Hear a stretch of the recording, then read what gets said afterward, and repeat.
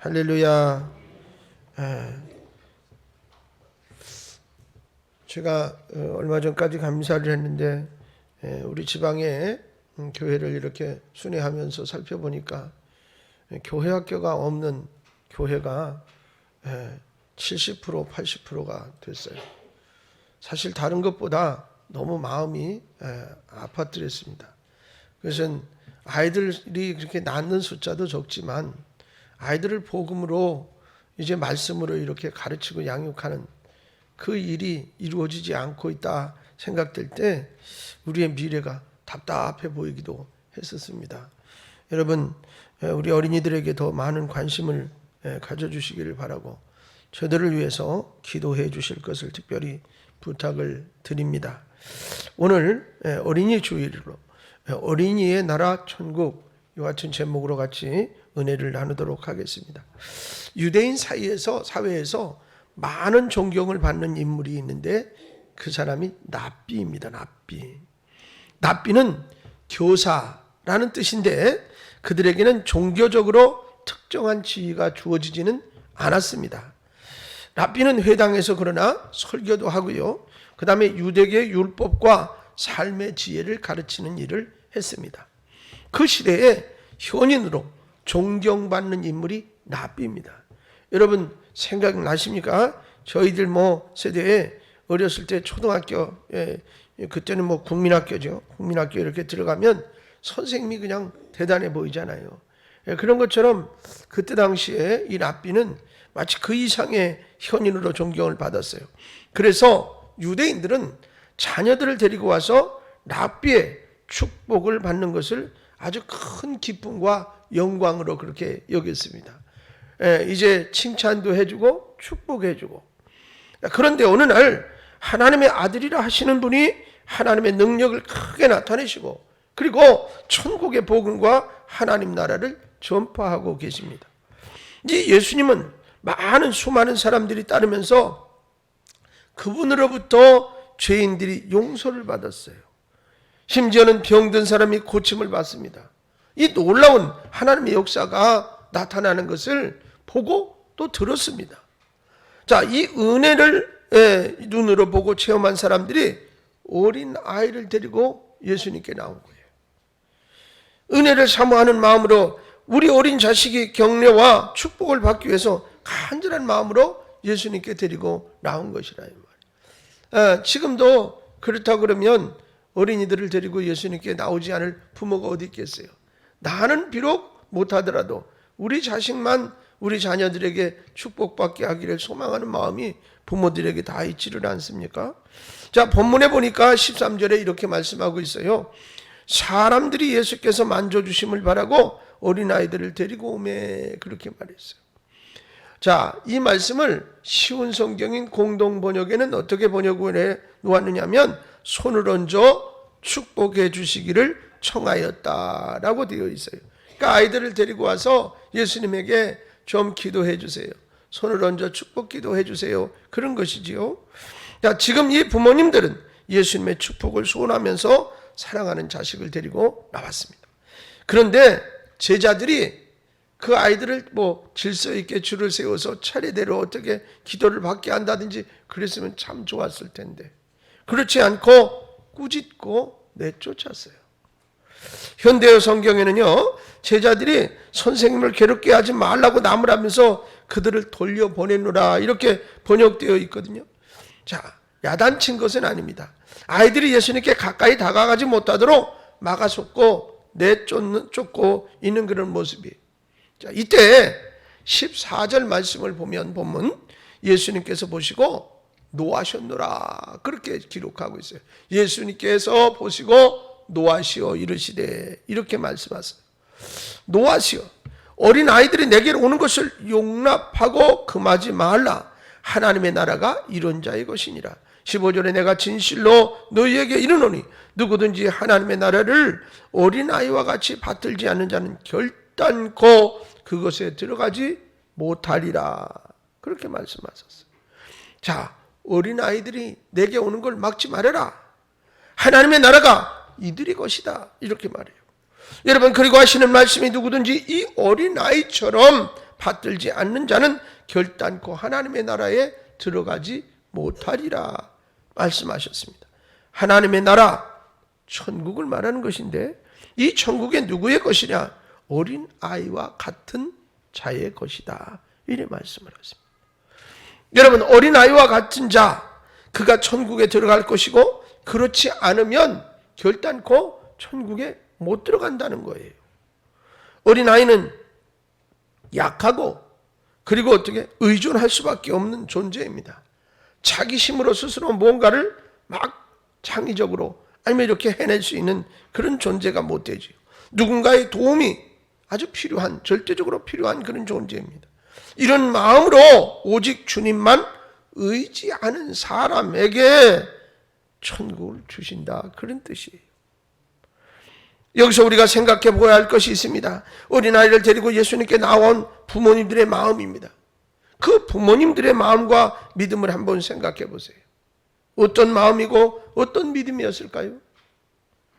이 부모님들이야말로 어린아이들과 같은 마음이고 어린아이와 같이 주님을 의지하고 받드는 그런 믿음을 지닌 사람인 것을 알 수가 있어요. 나는 연약하기 때문에 주님께서 내 자녀를 축복해 주시기를 의탁하고 있습니다. 내가 부모지만 사실 자식에게 해줄 수 있는 역할이 엄청나게 많을 것 같잖아요. 근데 실상은 그렇지도 못해요. 우리가 자녀를 키워보면 알잖아요. 독감이 걸려서 열이 펄펄 날 때 어떻게 할 방법이 없어요. 여러분, 아이가 또 실망해가지고 또 뭐 어려움을 겪을 때 그를 상담해주고 어떻게 하지만 참 어려워요. 여러분, 요즘은 우리가 배우던 시대와 이게 뭐 학문적인 상황도 달랐어요. 여러분, 초등학교 한 3학년, 4학년만 되면 산수, 수학 문제 갖다 들이대면 몰라요. 옛날에는 뭐 1 더하기 2, 뭐 나누기 빼기 뭐 이런 거 했는데 지금은 어떻게 수학도요, 스토리텔링이에요.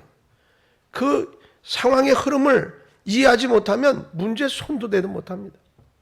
그럼 뭘 가르칠 수 있겠어요? 영어 발음도 어린 아이들이 훨씬 좋아요. 아는 것도 얼마나 많은지 몰라요. 우리는 최첨단 핸드폰을 사줘도 쓰는 기능 몇 가지만 가지고 그것도 벌벌거리는데 아이들은 별걸 다 만지고 잘해요. 그 손에만 가지고 가면 이게 그냥 문명의 신기한 이기가 돼요. 우리 손에만 오면 비싼 값인데 쓰는 용도로 따지면 이걸 왜 샀나 그럴 정도가 된단 말이죠. 아이들에게 가르쳐 줄 건 많은 것 같은데 아무것도 없어요. 어떻게? 그리고 뭐예요? 우리와 삶의 방향, 그 다음에 환경이 다르다 보니까 자꾸 뭐라고 얘기를 해요. 그러면 아이들이 뭐예요? 아이 참, 저희 때는 꼰대라고 그랬는데 지금 뭐라고 그러는지 모르겠어요. 그리고 요즘 아이들은 뭐 MZ세대 그러는데 아이들이 뭐라는 줄 알아요? MZ라는 말도 하지 말래요. 우리가 언제 MZ라고 말했냐 이거야. 자기들이 만들어갖고 MZ 그러면서 MZ는 이상해, MZ는 달라. 자꾸 그런 말조차도 듣기 싫다는 거예요. 그런 시대에 우리가 살아가고 있습니다. 여러분, 자식에게 해줄 수 있는 게 큰 것 같지만 역량이 지극히 작다는 것을 우리는 알잖아요. 그렇기 때문에 주님께서 축복해 주기를 소원하고 있는 것이죠. 여러분, 지금 부모님의 마음은 어쩌면 어린아이처럼 순수한 마음이에요. 왜? 주님이 이 아이에게 손을 대주시고 이 아이를 축복하시면 우리 아이가 잘 될 거야. 우리 아이가 훌륭할 거야. 우리 아이가 건강이 회복될 거야. 그렇게 될까 봐 아멘 안 하시는 거지. 우리 아이가 훌륭한 자녀가 될 거야. 우리 아이의 질병도 다 치료될 거야. 이런 마음으로 나왔어요.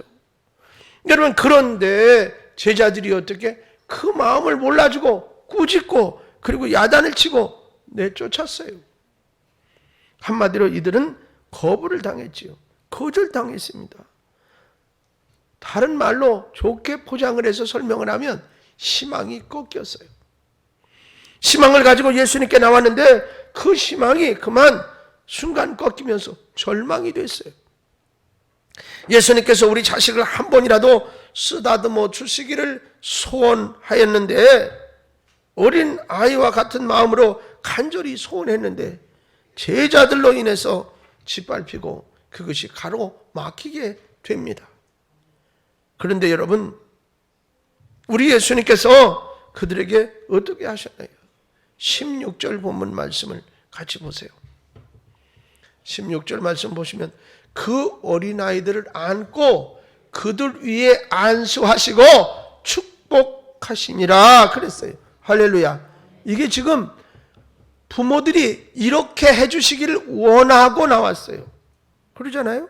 그런데 제자들은 그들을 야단치고 쫓아냈는데 예수님은 어쩌면 부모님의 마음을 그렇게 아시고 그대로 행해 주시는 것을 볼 수가 있는데요. 여러분, 예수님께서 아이들을 일일이 안으시고 그 위에 손을 얹어서 안수하시고 축복해 주셨어요. 그러니 희망을 안고 왔다가 절망의 나락으로 떨어졌는데 다시 어떻게 희망의 역사가 나타나고 있음을 볼 수가 있습니다. 이 장면을 다른 성경들은 어떻게 번역되었는지 한번 보시겠습니다. 먼저 쉬운 성경은요, 어린 아이들을 팔에 안으시고 손을 얹어 축복하셨습니다. 이렇게 번역했어요. 현대어 성경에는요, 품에 안고 그들의 머리 위에 손을 얹어 복을 빌어 주셨다. 이렇게 번역을 했고요.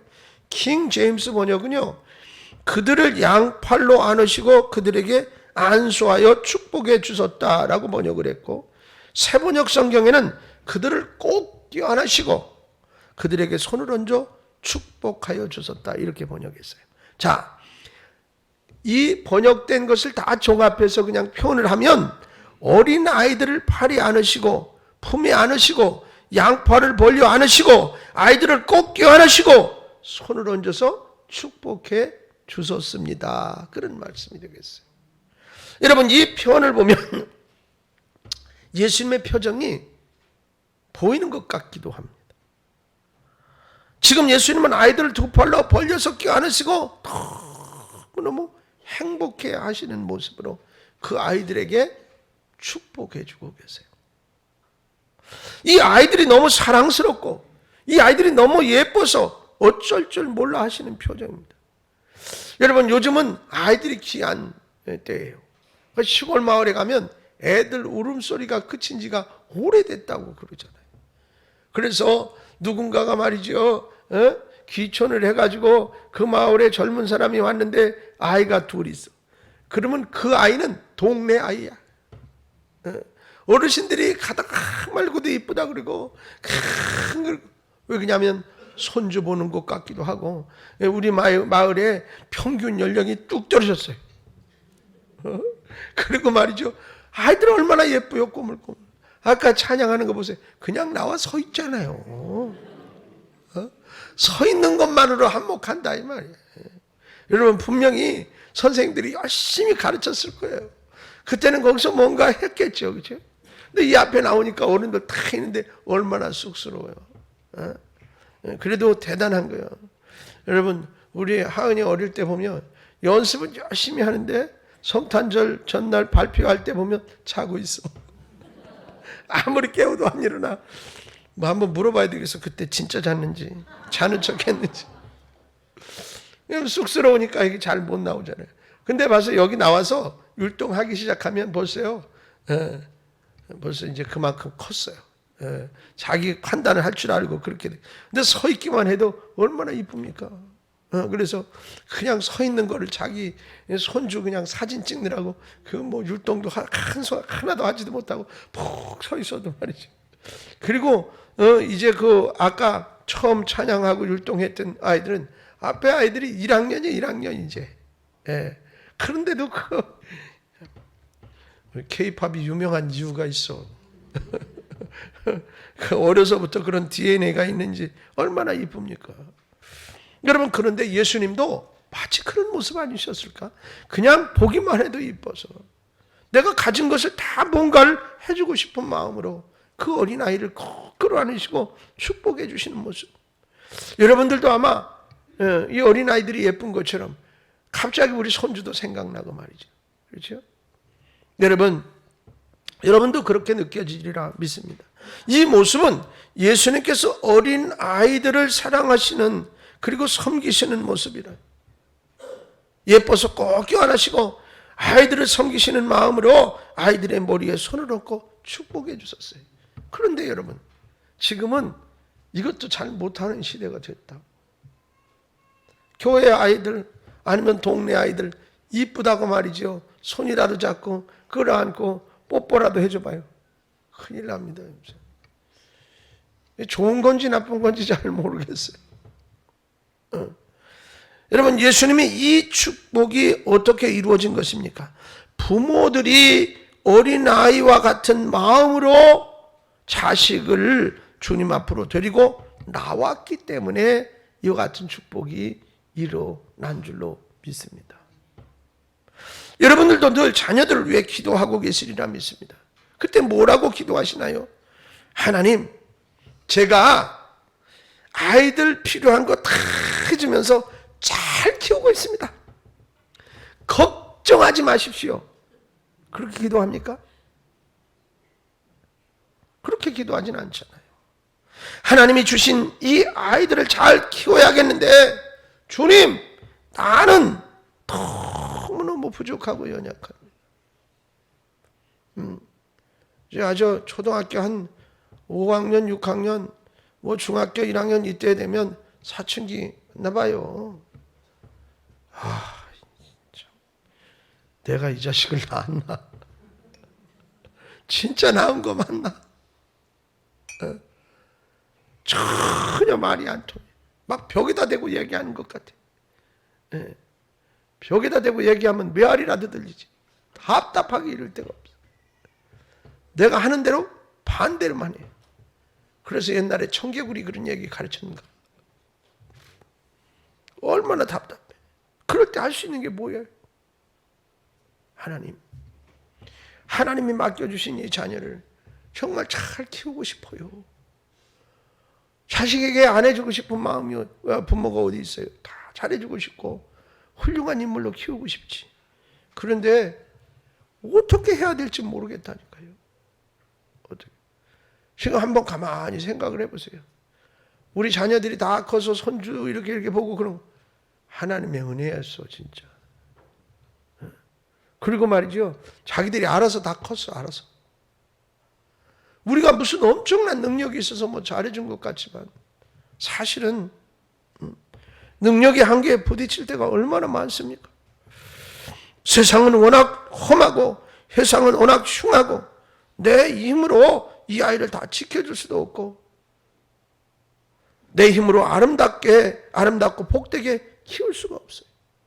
그러니 주님께서 키워주시고 주님께서 보호해 주시고 주님께서 아이의 인생을 은혜의 길로 이끌어 주시옵소서.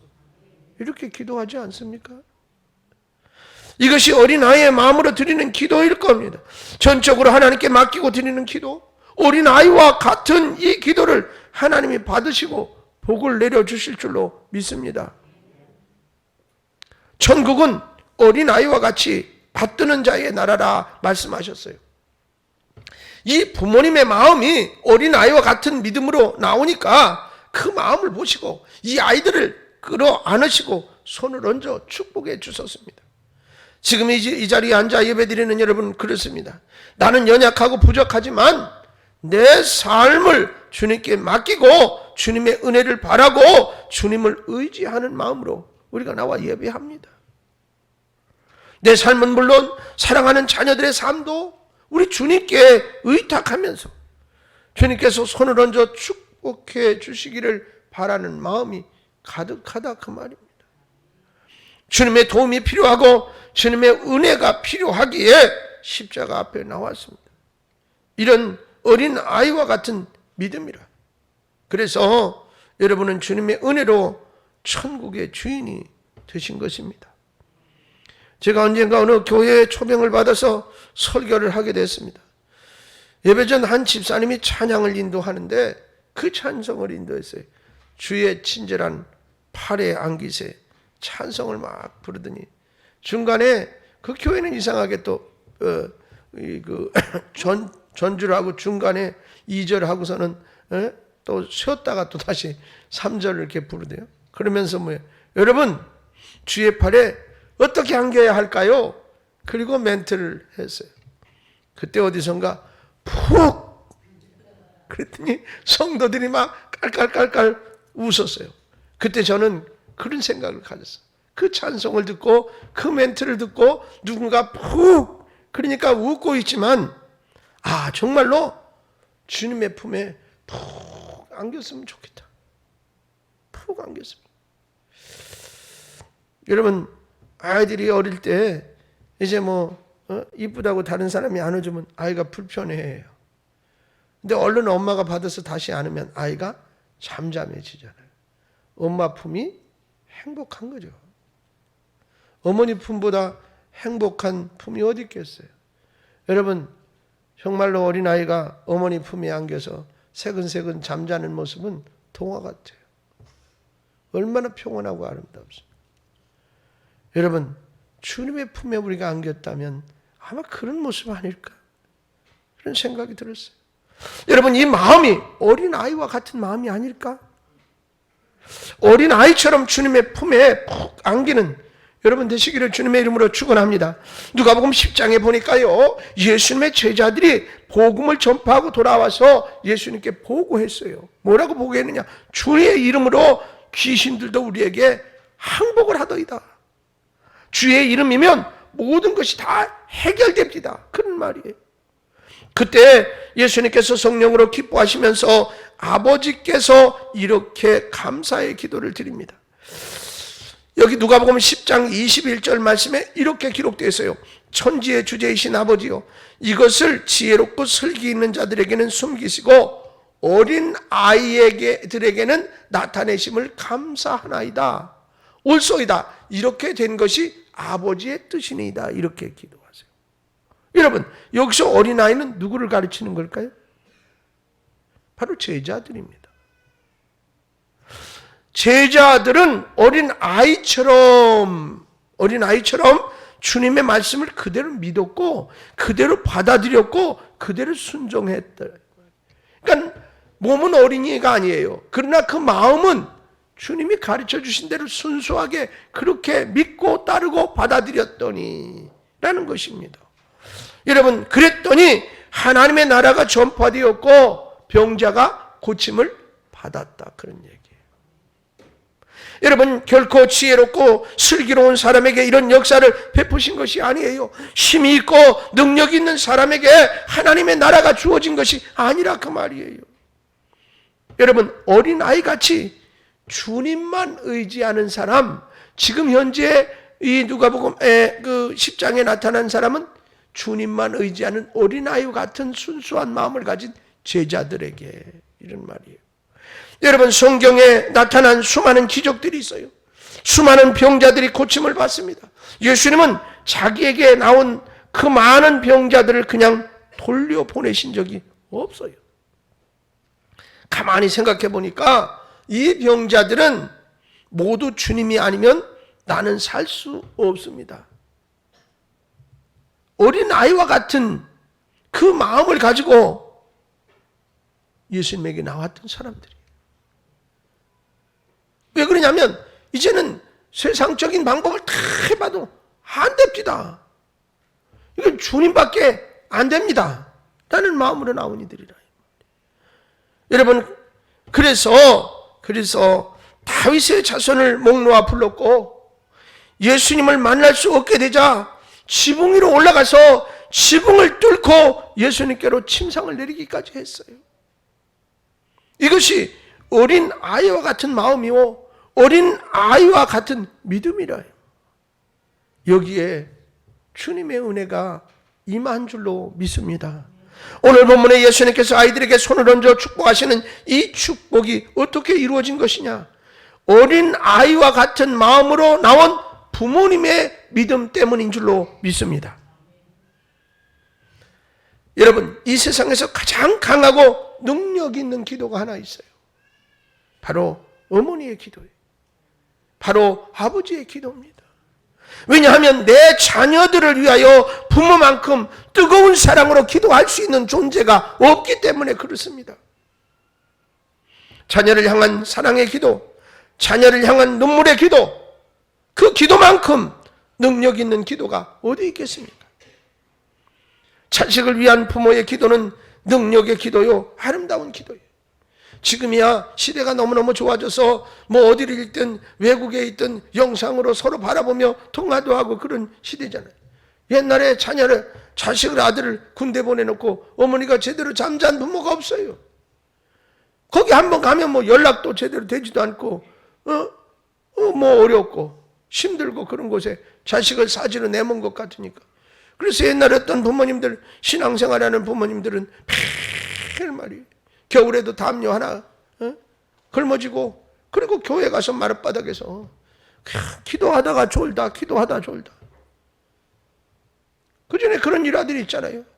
아들하고 똑같이 군대 가는 거야. 교회 마룻바닥에서 저녁마다 거기서 처리하면서, 그리고 낮에 돌아오셔서는 또 일하시잖아요. 옛날에 부모님들이 해줄 수 있는 게 없어. 자식의 안전을 위해서, 자식의 건강을 위해서, 군대 생활 잘 마치고 돌아오기 위해서 그거밖에 할 게 없잖아요. 근데 예수 믿지 않는 사람은 어디? 뭐 각자의 종교를 따라서 그저 심지어는 어떻게 새벽마다가 냉수 떠놓고 장독대 올려놓고 그냥 피는 거예요. 손바닥에. 그래서 옛날 어머니들은 지문이 많이 없었어요. 하도 밀어가지고. 그 정도로. 자녀를 향한 사랑의 눈물, 여러분, 그런 마음. 사랑하는 여러분, 자식을 위한 부모의 기도는 능력이요, 아름다운 기도라. 사랑하는 여러분, 그 위대한 기도를 상실하지 마시기 바랍니다. 자녀들을 위하여 마음껏 축복해 주시고 기도할 수 있으시기 바라요. 자녀들을 위한 여러분의 기도는 사랑하는 내 자녀의 운명을 바꾸어 놓을 수 있습니다. 우리 모두 어린아이와 같은 마음으로 하나님께 드리는 예배를 사모하십시다. 그리고 사랑하는 우리의 자녀를 위해서 사랑으로 눈물로 기도하십시다. 부모님의 기도를 통해서 주님께서 우리 자녀의 삶을 하나님의 은혜와 영광을 누리는 삶으로 인도해 주실 줄로 믿습니다.